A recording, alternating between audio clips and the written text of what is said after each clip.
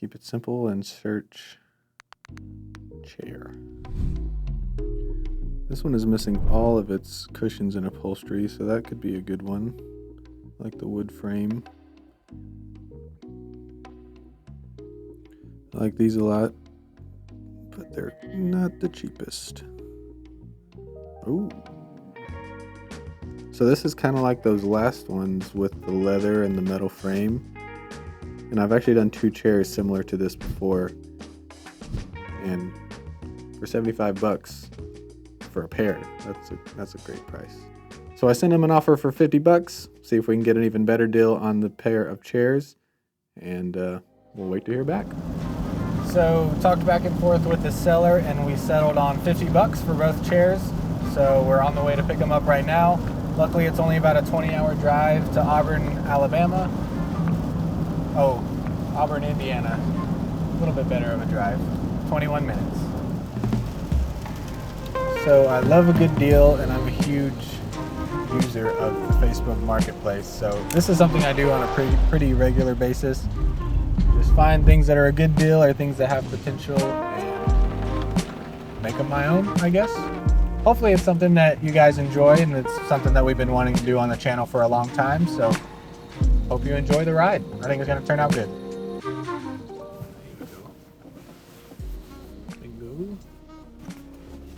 Be right back. Hello. Hey, how's it going? Well, awesome. Well, thank you so much for these. Yeah. Appreciate it. Thank you. Have a good day. You too. Success. Chairs secured. So I picked up the chairs. They look pretty good. Definitely vinyl. I assumed it was vinyl from the pictures, and sure enough, it is vinyl, and it's kind of a bad quality vinyl. So there's definitely some upgrades to be done as far as the materials that I use when I redo the chairs. And I think I'm going to do leather, but maybe there could be a canvas option. We'll determine that once we get them back to the studio and get a closer look at them. But so far so good. Chairs are cool. So I'm excited for the project. Back to Sailrite.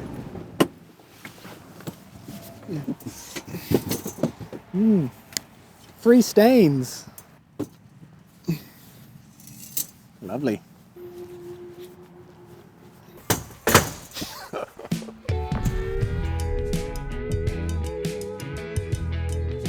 The first thing I did was disassemble the chair, which was pretty simple.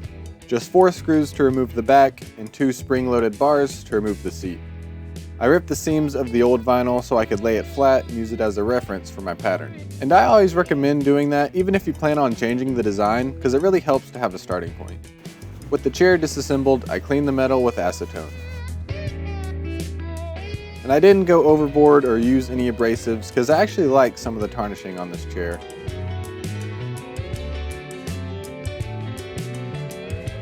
I think it'll look good with the leather, but you can be the judge of that once you've seen the final product.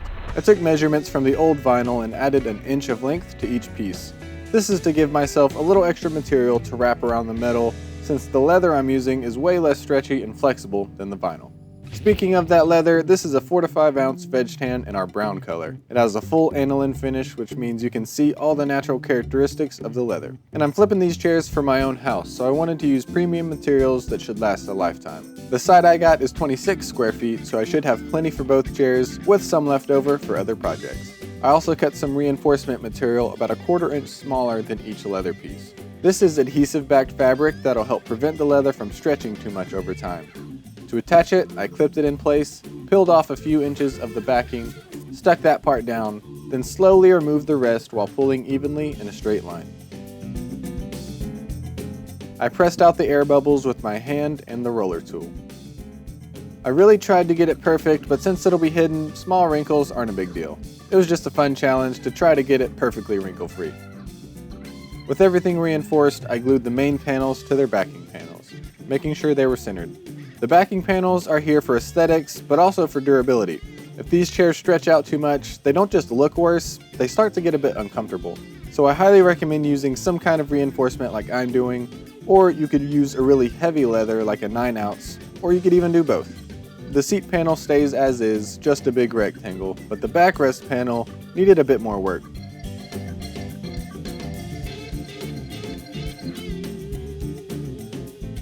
Before all of this, I made a prototype in vinyl and found that to get even tension on the back, I had to remove some extra material from the top half. And I won't go into extreme detail here since the odds of you making this exact chair are slim, but I will say getting the tension right is really important.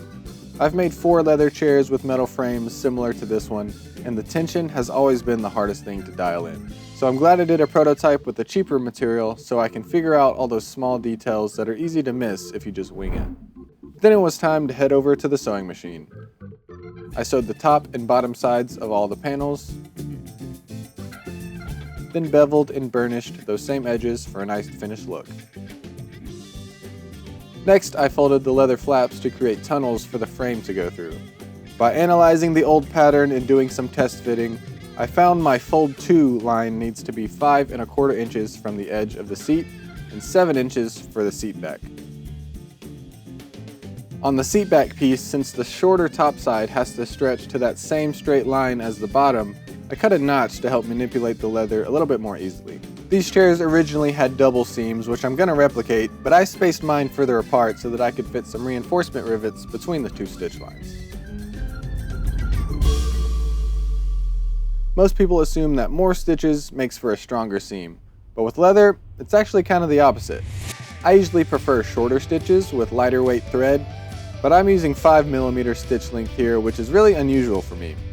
Every time the needle goes through, it creates a hole, so the shorter the stitches, the more perforations for that distance of leather, which weakens the leather, and I need strength, which is why I'm using rivet and burrs, which are the most heavy-duty type of rivets. I went with solid copper ones to match my thread, and I think this combination of rivets, thread, and leather looks really nice.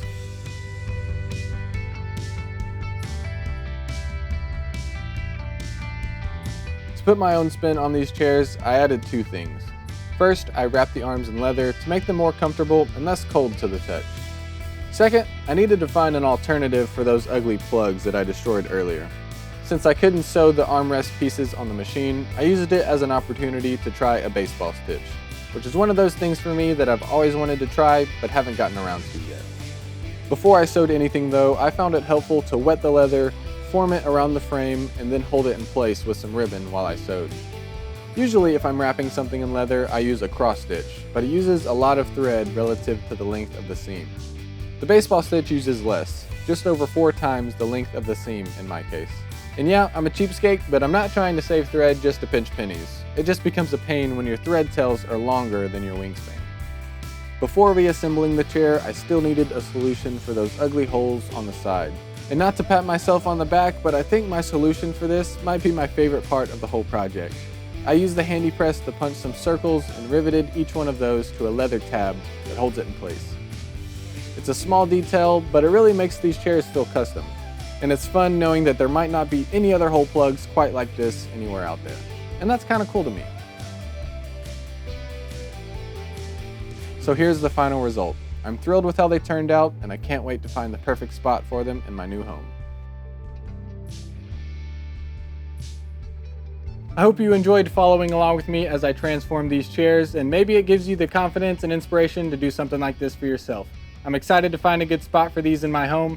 And one more thing before the video's over, let us know in the comments if you like this style of video, and we'll do more of them. Anyways, thanks for watching. See you in the next one.